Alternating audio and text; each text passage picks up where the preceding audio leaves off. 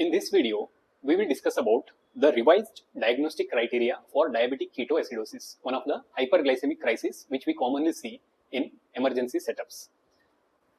As per the name, diabetic ketoacidosis, so 3 points we have to consider.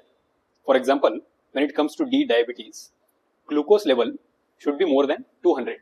I hope you remember the previous recommendation which was more than 250. Now they have reduced it to more than 200. And here one more important point what they have added is any prior history of diabetes will also matter when we consider DKA, irrespective of the glucose values, because not to miss euglycemic DKAs, they have revised this particular point. When it comes to K, that is ketosis, mainly we have to look for serum beta hydroxybutyric acid, which should be quantitatively high of more than 3 millimoles per liter, or if it is not available readily, we can utilize the help of urine ketone strips, and it should be more than or equal to 2+.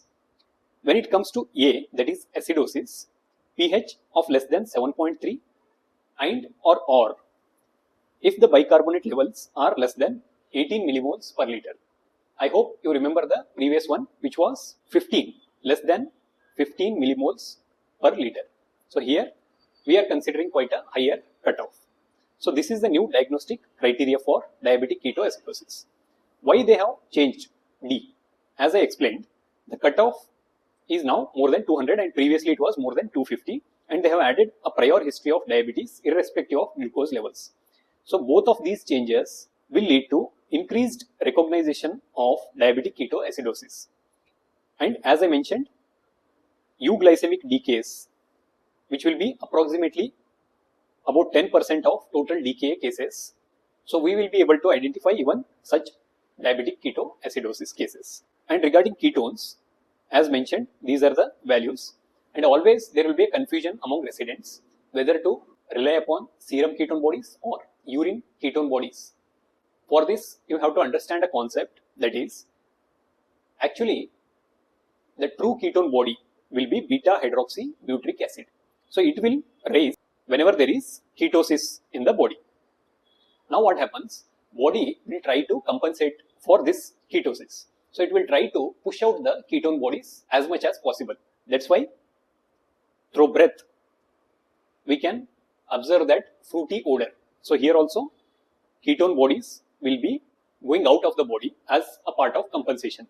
And even in urine, we will see the converted product, that is acetoacetate, which will get excreted again as a part of compensation. So the point here is this beta hydroxybutyrate is the predominant ketone during acidosis, whereas urine acetoacetate, it will paradoxically increase during the resolution of DKA. As we know, kidneys are trying to compensate for this acidosis, right? So they will try to excrete as much ketones as possible. So this process is nothing but resolution or healing we can consider. So during that state, excess amount of urine ketones will be excreted. So we will be getting the result as positive even during the resolution of DKA, and we will get confused as if ketosis is still present in the body, which will obviously lead to misjudgment and impairment in the treatment protocols. So try to utilize serum beta hydroxybutyrate as the marker. Also, there are some drugs which will interfere with this urine nitroprusside reaction. So these are some advantages and disadvantages of serum versus urine ketone bodies. Coming to acidosis, as mentioned, less than 7.3 and bicarbonate of less than 18. So the cutoff has been raised from 15 to 18.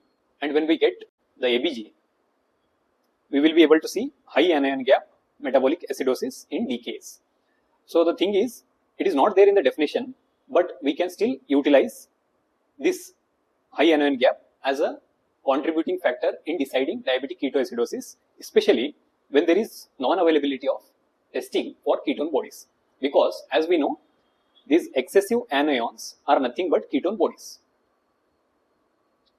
So if these are not there to test directly, we can still consider ketosis when there is high anion gap. So this is the change in the criteria of DKA. And once you diagnose and treat this particular condition, when to consider DKA has resolved. So again, there are some criteria. That is nothing but all those parameters has to be reversed. So a ketone level of less than 0.6 millimoles per liter. So for diagnosis, it was more than 3. It should come down to less than 0.6. pH should rise to more than 7.3 and bicarb more than 18. Ideally, glucose should be less than 200. So in this state, we can say DKA has resolved. Hope you have understood why there are some changes in the diagnostic criteria. Share it among your friends.